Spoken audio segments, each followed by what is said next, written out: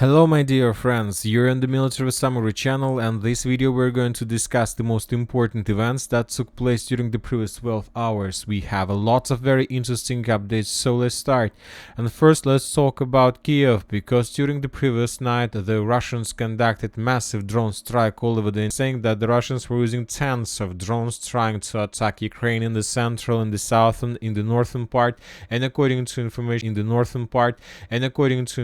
we have, Kiev was under very heavy fire. Later, the Ukrainian Ministry of Defense provided us additional updates regarding the work of its air defense, and according to information we have, the Ukrainians managed to bring down up to 89 drones of Russian production. Also, the Ukrainians managed to destroy one missile Ha-59. But the most interesting piece of news regarding the previous night attack is that the Russians attacked Ukraine with a ballistic missile within a range of 500 kilometers. So this is something new, and most likely this is the Iskander that the Russians have created recently within a range of more than 500 kilometers. According to information we have, this Russian Iskander can attack within a distance of 1000 kilometers, and most likely the previous night the Russians were testing this type of weapon, this type of ballistic missiles. Now let's talk about additional updates from Kiev. According to information we have, we've received the first photo of something like a fake plane. The Ukrainians, as you can see, are begun production of fake F-16s. They're planning to use these models. They will establish and they will put these models all over the entire territory of Ukraine, trying to confuse the Russians and to force the Russians to attack fake targets. Also, we have additional updates regarding the new type of drone that the Russians began using. They reduced the cost and they increased the possibilities of drones. This is the new type of drone, Gerbera. The previous models, we are familiar with Geraint drones. Now this is Gerbera drones, and the most important thing of these Gerbera drones that this drone can change its warhead. It can be different types, including reconnaissance. So very important. Also, we got additional updates regarding the resistance in Ukraine. More and more videos, more and more photos being published during the previous night by the Ukrainian resistance of how they were attacking and destroying Ukrainian vehicles, military trucks, military machines, military vans that Ukrainians, more precisely recruiters, are using for the bloody mobilization that we can see right now. In this video, we can see another van that was burned by the Ukrainian resistance. This van was used by the Ukrainian military authorities for bloody mobilization. Now let's move further. We have additional updates from Europe. The Slovakia, Hungary, European Union and Ukrainian conflict is continuing growing. According to information we have, Ukraine has set a condition for Slovakia and Hungary to resolve the issue of oil transit. Ukraine is ready to resolve the issue of Russian oil transit to Slovakia. This was stated by the country's deputy energy minister Roman Andarak. There is just one small condition: if Bratislava launches the mechanism provided for the association agreement with the European Union. Later we got to the statement from the Minister of Foreign Affairs of Hungary. It was not Kiev but Brussels who invented the blocking of oil supplies to Hungary. So the conflict is growing, but either Slovakian and Hungarian authorities, the leaders of these two countries, promised and told us that they will not exchange, they will not allow the Ukrainians to blackmail them. Now, before the situation on the ground, let's first discuss the situation in the Middle East. According to information we have, during the previous night, Israeli forces attacked Beirut, the southern part of Beirut, and as a result of this attack, a highly ranked officer of Hamas was killed. So according to information we have, a Lebanese security source told Sky News Arabia that Hezbollah commander Fuad Shukr was killed in the Israeli strike. Later, a few hours later, we got additional report from Tehran, and according to information we have, Hamas Politburo chief Ismail Haniyeh is killed in Tehran in an Israeli attack. So very successful operation were conducted by the Israeli forces. Let's wait to see how exactly the Hamas and Iran is going to respond. And now let's talk about the situation on the ground in Ukraine. We have additional changes. First, let's talk about Robotyne area. During the previous few days, this area was very active by the Russians. During the previous few days, we received significant number of updates and changes on the ground, and today we got additional one. In this video, we can see the movements of Russian stormtroopers along these trenches and how the Ukrainians were FPV droning them. Based on this video, we have adjusted the map. So as you can see, the Russians didn't stop, they continue moving, and today we got report that confirms additional Russian progress in the northwestern part of Robotyne itself. Now let's talk about South Donetsk direction. We see certain activity on the line of Perechystovka. We discussed during the previous days about the Russians were planning or about to begin some offensive, and today the Russians bombed and attacked the Ukrainian first defense belt with Stolflame tower systems. Most likely we see that the Russians managed to deal very heavy damage, and most likely the Russians are preparing themselves before the first wave of attack. The Ukrainians also can see everything. They see additional concentration of forces, and the Ukrainians began bombing and attacking the Russians in Novodonetsk, trying to break the Russian plans and not to allow them to begin this offensive. Now let's talk about South Donetsk, about Kostyantynivka, Ugledar. During the previous night, the Russians published the video how they were continue bombing and attacking the Ukrainian forces inside of the coal mine. This is one of the most important strongholds. There are three strongholds, very important strongholds in this direction, and as a result of FAB strike, one of the strongholds was damaged. Most likely the Russians were trying to destroy communication equipment. Kostyantynivka. Today, the forces of 79th Brigade published additional post about the situation in the area, and they're stating the following. Even despite the successful repelled attacks of the Russians, I reminded that just yesterday we were talking about significant number of Russian attacks with the use of significant number of armored vehicles, tanks, and personal carriers. They still managed to advance towards Kostyantynivka closely enough to begin a full-fledged fight for the city. So, as I understand, the current configuration of the map, the yellow clouds, red clouds and gray clouds completely don't correspond to the reality. Most likely the Russians have already semi-encircled Kostyantynivka, and today we got additional post that Ukrainians most likely are about to withdraw their positions in the village. Furthermore, during the previous night we got additional videos of how the Russians were attacking the positions of armored forces of Ukraine. We have additional batch of scenes of the Russian armored vehicles, tanks, multiple launch rocket strikes on Russian positions, a lot of tanks.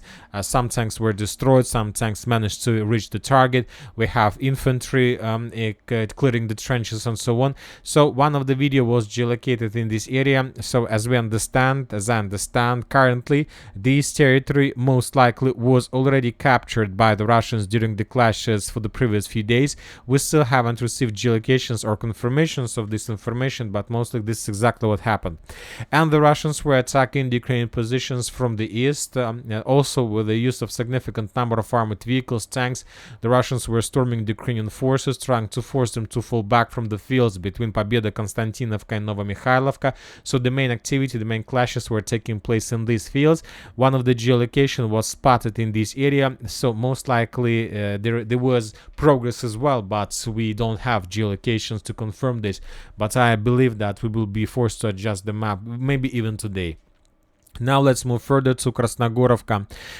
Today, during the previous nights, the Russians published the first video not from this main part of Krasnohorivka, but from Sidova Street. This video confirms, this video shows the final days, the final minutes or hours of battle for the Krasnohorivka. The Ukrainians abandoned their positions inside of the city completely. Now the Ukrainians are withdrawing their positions along Sidova Street towards the main positions of armored forces of Ukraine in the vicinity of Kharkiv. So the Ukrainians, in this video we can see the process how the rearguard forces of armored forces of Ukraine were abandoning their positions under very heavy fire of Russian FPV drones.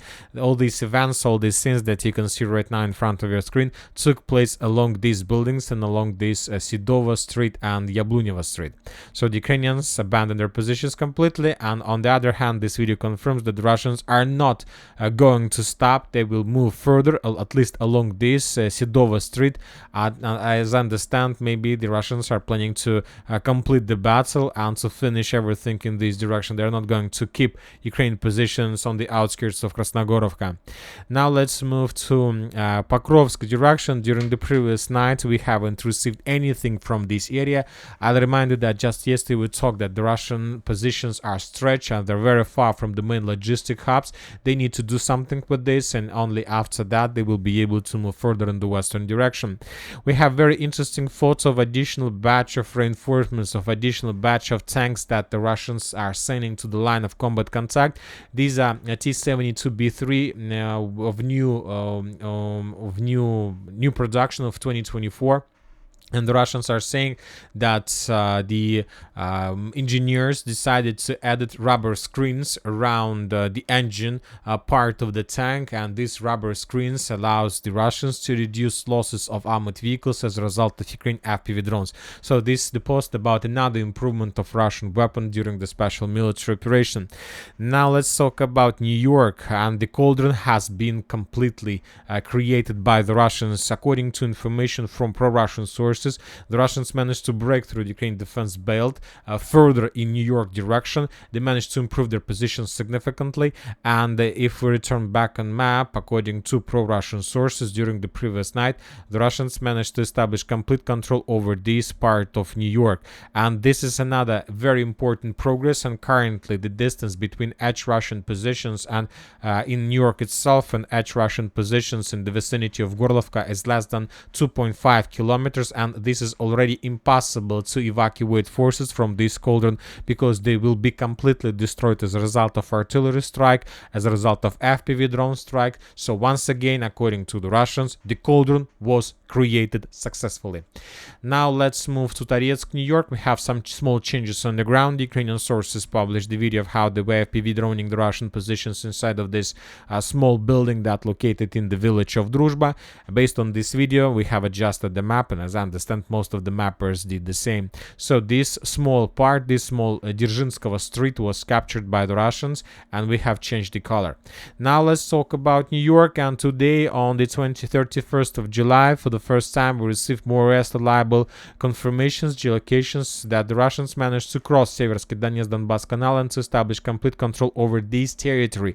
We have the video that was published by the Ukrainian sources, by the Rarokh FPV drone attackers, operators, of how they were FPV droning the Russians, how they were attacking the Russian vehicles that were trying to cross Seversky Donetsk-Donbass.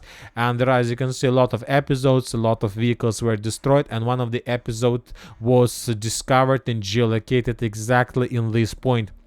So the Russian tanks, armored vehicles, were moving in this direction, and some of the tanks were destroyed by Ukrainian FPV drone strikes.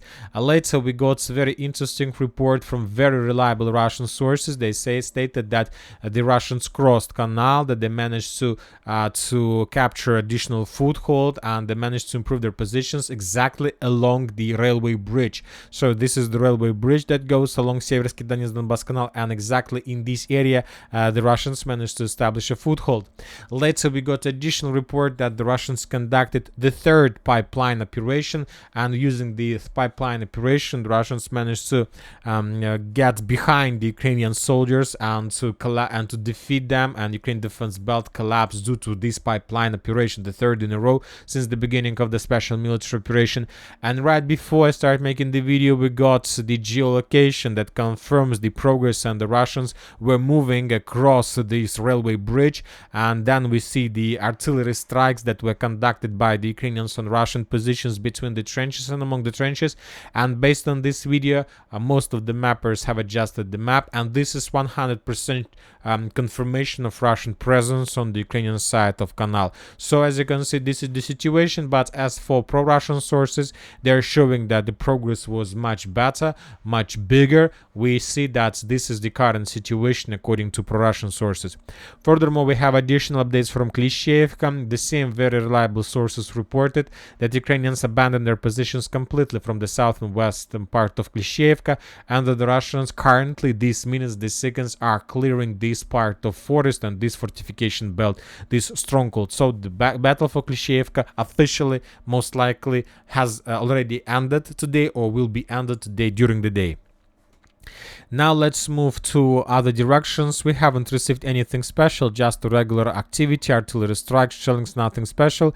And let's talk about Kharkiv area. We have some videos of how the Russians were bombing the Ukrainians in the eastern part of Vovchansk, and the sources report that during the previous 12 hours, 24 hours, there were very heavy clashes exactly in this part of the city, and that the Russians were bombing the Ukrainians with the purpose maybe even to improve their own positions a little bit, and the Russians were bombing the Ukrainians inside of the forest in the southern part, also using significant number of FABs.